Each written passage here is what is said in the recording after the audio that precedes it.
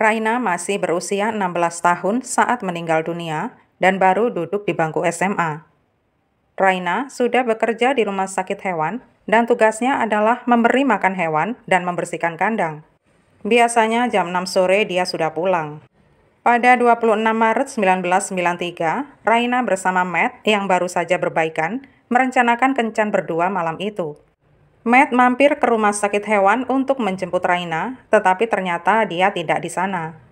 Di sana tampak sepi dan sepertinya memang sudah tutup, apalagi tidak tampak mobil Raina di sana. Setelah mencari-cari Raina dan tidak ketemu, Matt langsung menuju rumah Raina. Keluarga Raina menyuruh Matt menunggu di sana, sayangnya Raina tidak pulang-pulang. Pada pukul 22.30, ayah Raina ke kantor polisi untuk melaporkannya, tetapi polisi minta agar dia menunggu 24 jam dulu untuk bisa dinyatakan hilang. Keluarga Raina tidak tinggal diam dan berusaha mencari Raina. Selebaran mulai disebar dan beberapa teman Raina berkeliling mencarinya. Polisi merilis berita pencarian di media dan seorang saksi menceritakan melihat beberapa orang berbicara di luar rumah sakit hewan hari itu. Dia menyebut ada mobil sedan dengan 2 laki-laki di dalamnya. Dia mendengar seperti pertengkaran antara salah satu pria dengan seorang wanita di luar mobil. Sehari setelah dipastikan menghilang, mobil Raina ditemukan sekitar 14 km dari rumah sakit hewan.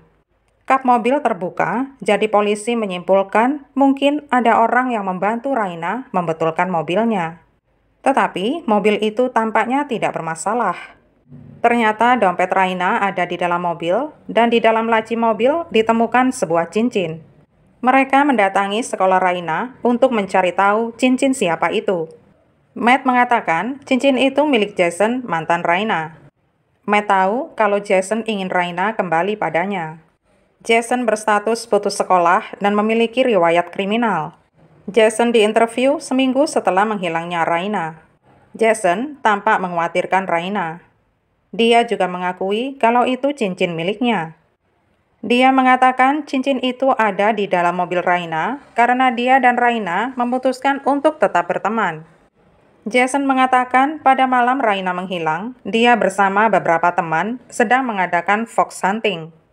Fox hunting adalah permainan yang diikuti beberapa orang yang berkendara di suatu tempat dan kemudian parkir di lokasi acak, lalu dengan menggunakan radio CB saling mencari satu sama lain.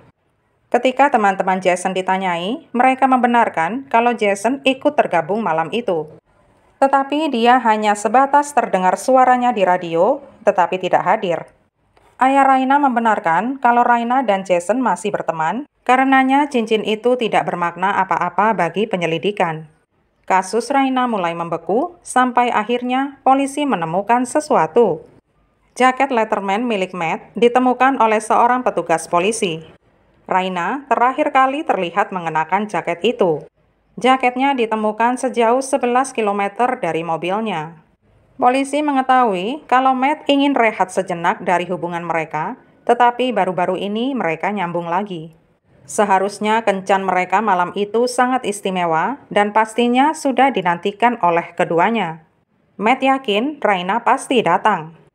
Pada bulan April, sebulan menghilangnya Raina, ada sebuah keluarga yang sedang memancing malah menemukan sesuatu yang mengejutkan. Mereka mencium sesuatu yang seperti bangkai. Saat dilihat, ternyata itu tubuh manusia.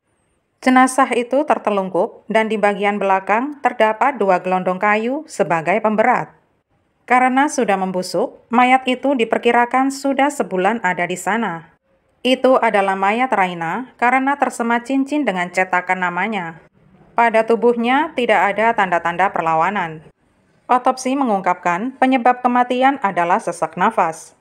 Setelah jenazah Raina ditemukan, polisi kembali menanyai Jason. Jason memberitahukan kalau Raina pernah dilecehkan oleh kakak iparnya, Ray. Dari laporan yang masuk, polisi tahu Raina pernah mengatakan itu kepada orang tuanya. Pada saat itu, Raina masih 13 tahun. Ray mengakuinya dan didakwa dengan kejahatan kelas D dan menjalani masa percobaan. Masa percobaannya selesai tidak lama sebelum Raina menghilang. Polisi mendatangi Ray dan dia menjelaskan Raina ingin tahu tentang seks dan akhirnya Ray mengambil kesempatan atas gadis 13 tahun itu. Pada malam Raina menghilang, Ray berada di perkebunan temannya yang memang dibenarkan oleh temannya itu. Kasus ini pun menjadi buntu. Tetapi lebih dari setengah tahun setelahnya, polisi mendapat satu tersangka. Namanya adalah Larry Hall dan dia ditangkap karena mencoba menculik seorang wanita di bagian negara lain. Di dalam van-nya, Larry mengumpulkan clipping dari kasus Raina. Dia juga memiliki botol resep atas nama Air Risen. Dia mengaku telah menculik dan membunuh Raina. Tetapi setelah mengecek setiap apotek setempat, terbukti bahwa botol pil itu palsu. Larry berada di Kentucky saat Raina menghilang. Ternyata, Larry mengakui menculik dan membunuh wanita lain. Kisah Matt tidak pernah berubah. Dia tetap mengatakan menunggu di rumah Raina bersama kedua orang tua Raina ketika dia diyakini diculik. Sementara alibi Jason hanya suaranya saja yang terdengar di radio. Teman-teman Jason tidak melihat sosoknya hadir malam itu. Alibi Ray juga meragukan. Dia sekarang mengklaim telah menumpang mobil seseorang pada malam pembunuhan Raina.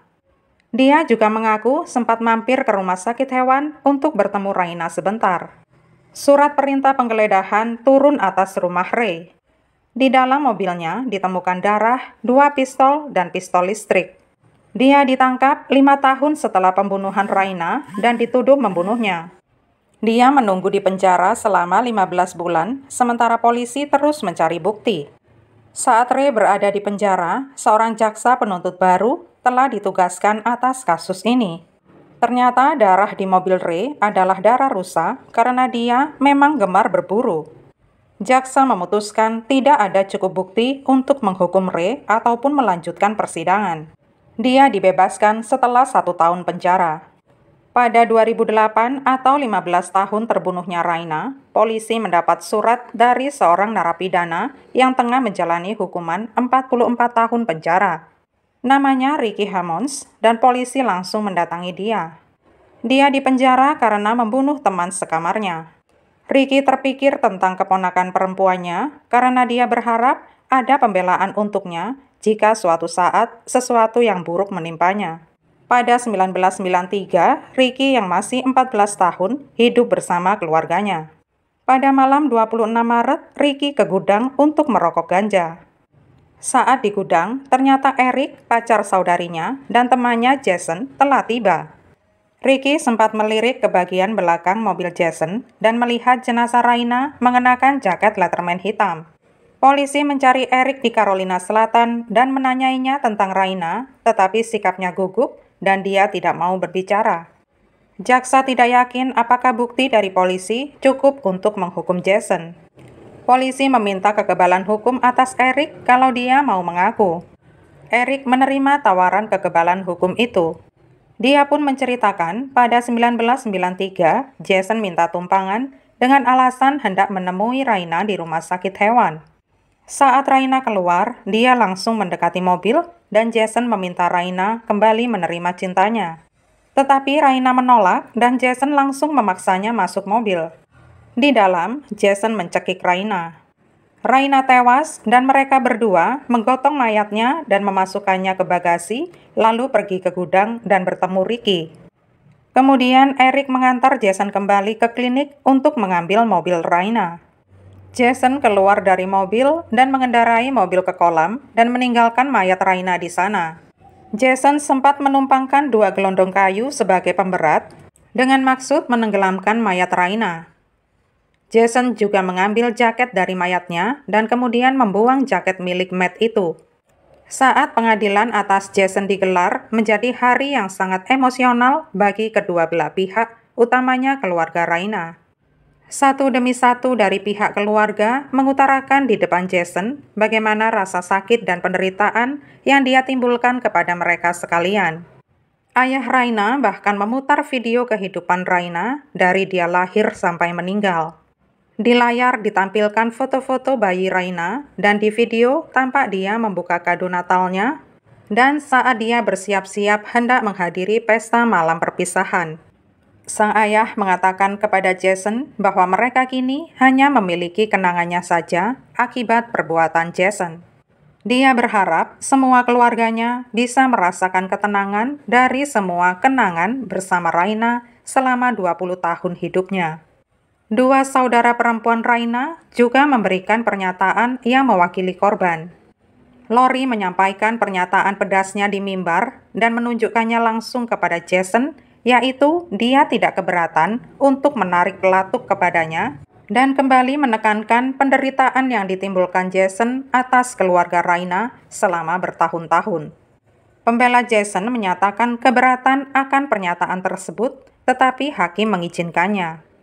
Adik perempuan Raina, yaitu Wendy, bertanya kepada Jason, "Kalau kamu mencintainya, kenapa kamu membunuhnya?"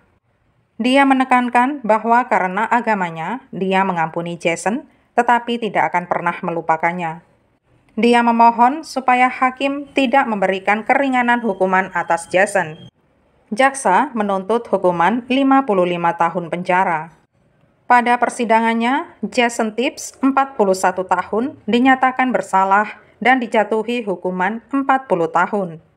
Bandingnya ditolak, sekalipun dia protes karena tidak mendapat pengadilan yang fair.